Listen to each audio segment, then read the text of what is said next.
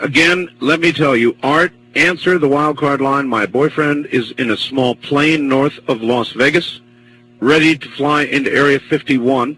He's been trying to call you by cell phone. And here he is. You're on the air. Hello. Hello there. Is this Art Bell? Yes, sir, it is. Yeah, my name, I won't give you my last name. Okay, wait a minute, sir. Hold on. The fax is signed by somebody named who? Jill. Jill. That is correct. So you are the one. That's my girlfriend. Yes, sir. Where are you? Well, I'm up here from Fort Worth in my little airplane. It's a long sea I built myself. It's a Group 10 design with the Ford Canard. I'm not sure if you know the kind. It's an experimental aircraft. No, I'm not. That, but not anymore. No, tell me about it. What kind of airplane is it? Well, it's a long easy. It's got 120 horsepower like homing in it, but we had it bored and stroked and fixed it up a little bit. It usually flies around 140, 160 indicated airspeed. I'm right now at 7,000 feet. You know where this place called Indian Springs is? Indian Springs, yes. Yeah. Well, I've been flying now for about 45, 49 minutes here between Beatty, is that what you call it, and Indian Springs. And I figure I'll just go on up here and try to get into this Area 51. I'm right south of this Nevada test site, or Nellis Air Force Base. Listen. And I'm right outside this restricted zone. Listen to me. When you fly into that zone, yeah, they are going to either force you down or shoot you down. Don't you know that? Well, you know, I've been in a lot of Air Force bases, and I've been in the Air Force for many years. I'm an ex-Air Force, but I'm just going to tell you that, you know, as American citizens, we have the right to know what's up there in this Area 51. And I've been listening to you boys talk about this. Hold on here, I'm making a turn. Just a second here. And I'm going to go on up there and see what's going on. And I just wanted to let you know about that before I do that, don't you know? How long do you estimate it's going to be before you... I figure about 12, 14 minutes. I can crank this baby up a little bit here. Let's do that. Let's crank this thing on up. We've got some pretty good mountains here off to my west, don't you know? I'm turning up north right now, and I can see the Air Force base out there in the distance. It's got 3 runways. It looks like they're all lit up. And A-shaped. It's like north-south. Got a lot of desert up here, don't you, boys? A lot of desert, yes. A lot of desert. Now, you're liable to get yourself killed.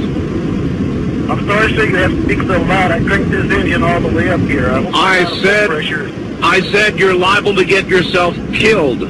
Well, we'll get up there in a few minutes, yeah, and we're just going to see what's going to happen, because this is I've got Red Crosses painted on this baby, and I got hospital on it, see? And maybe they're going to think that I'm on some kind of a mercy flight and I'm just off course. And I've got the radios cut off, so you can have radio failure, don't you know? And so I'm going to hold this thing steady here about around 65, 6,800 feet. Why are you doing this? Why are you doing this? I'm going to get to the bottom of this. I'm American. My family has been American for years, and I want to get down in here and I want to find out what's happening. All right, then why are you doing it at night? Because that's the best way to get in here. But even if you manage to overfly the area, I'm in the restricted zone. I just entered the restricted zone. I see a bunch of lights out there. Looks like some kind of a searchlight coming on. You're in the restricted zone now? I just crossed that restricted zone. I'm going to drop this baby down. I'm telling you, you're going to get shot down. Hold on here now. I got my pressure suit on. I don't really need one of this kind of aircraft. It's not like a jet, but it helps to, when I make some tight turns here. And I'm going to cut down here. Now, let's see what these boys are going to do. I don't see anybody coming up here yet. I just see a bunch of lights. But I'm pretty far from that Area 54, and I'd figure about another 8-9 minutes here. And it's hard to calculate right now trying to talk to you. I'm trailing an antenna out here about 30 feet so I can keep this phone conversation. If we get cut off, then... But I'm going to go up here and see what's going on. They say there's a bunch of UFOs and there's all kind of things out here. And I want to get this baby right down here about 1,000 feet.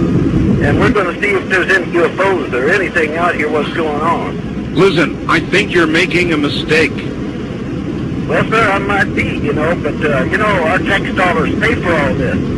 And these boys, they've been hiding everything under all this black project and all this grave funding and all this kind of thing. Don't you, sir, hold it. Don't you think that we have a right to national security secrets? I think we have, not really, because you know they have these J-11 and J-15 satellites up there, and the Ruskies, they know what we're doing, and the Chinese, they've got satellites down here, they know what's going on. The only thing they don't know what's going on is the common folk like me and you, and us common folk got a right to know, because we're funded all this. How long have you been planning this? I got this thing down here about 1,000 feet. I've been planning this thing now. I'm right on the deck, not quite on the deck, I'm at 1,000 feet. Boy, they got light bulbs popping up everywhere. I'm telling you, they got searchlights. There's about 4 of them out here. And I've been planning this now for, anywhere from a month to 6 weeks. It took me a while to paint up the plane because I had to use that Imron. The only thing but stick to this gel coat I got on this thing. This thing's built out of Kevlar or carbon fiber. I got it dressed 8G positive, 10G negative. It's overbuilt. I tell you what, I want to get down here and firm like a little frog that's been stepped on by big dogs when I get down here. In a few minutes here, I'll tell you that. Because I'm not going to... Hey, looks like there's a F-16 coming up here. I wouldn't be surprised. You're making a mistake. He's scrambling somebody down there. He's got some afterburners on because I can see him. He's about 5 miles out. That old boy is cranking. Yes, sir. And I see something opening up here on the ground. It's I'm pretty low now. I'm starting to pick up all kind of buildings down here. I see something here is level with the ground, and they're opening this thing up. There looks like something's coming up out of that. I can't tell you what it is. It must be on some kind of a. Hold on here. I gotta make this turn. All right. I think this little boy's gonna head up here for me. I wouldn't be surprised. Oh, he's going to be up here right directly because he's in the F-16, sure as hell. He's coming to hold on here. I would advise you to turn your... We get to this. I would advise you to turn on your radio. Come on, baby. Come on, baby. Come on, baby. We can do this now. Come on here. Hold on, this old boy's coming up here. Now, he's got his lights. He's got his lights on and he's flashing me. Yeah, he's probably... I'm waving at him. No radio, no radio. No radio, he don't know that. Well, if I were you, I'd turn it on. Folks are listening to Art Bell, because everybody listens to Art Bell. Well, maybe if you're making... I gotta get some air. You're making a bad calculation, because if they're not listening, you're going to be shot down. I don't know what he's going to do here. He's rocking his wings at me right now. He's rocking his wings, and he's cutting in front of me. And you know this, don't cut in front of me now, because if he cuts that close, stay off. Stay off. He gets his vortex from his engine, from Pratt & Whitney engine. We're going to, just like twin tornadoes, if he gets too close, stay off, bro. Hold on there, I'm getting down on the deck. I'm going in, I'm getting down there. He ain't going to get me. I'm that damn veteran, ain't going to get me there. They didn't get me over there, they're not going to get me over here now. Looks like some kind of rail gun coming up out of that elevator, that flat area over there that the doors opened up. It's got some kind of a weird-looking barrel on it with a light. And, oh, hell, they're doing something. They're shooting at me now. Oh, God. No, baby, I'm going in. I think I'm going in.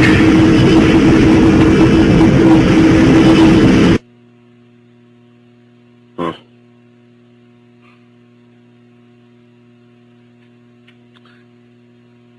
Well, I'm not sure what we just heard.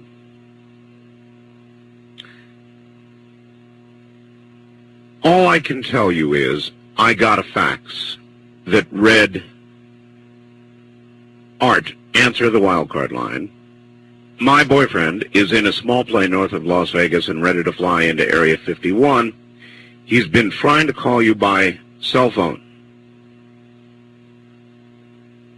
I withheld the signature at the bottom of the fax so I could be sure that if I did get the person, I could verify it. Indeed, it was signed by Jill.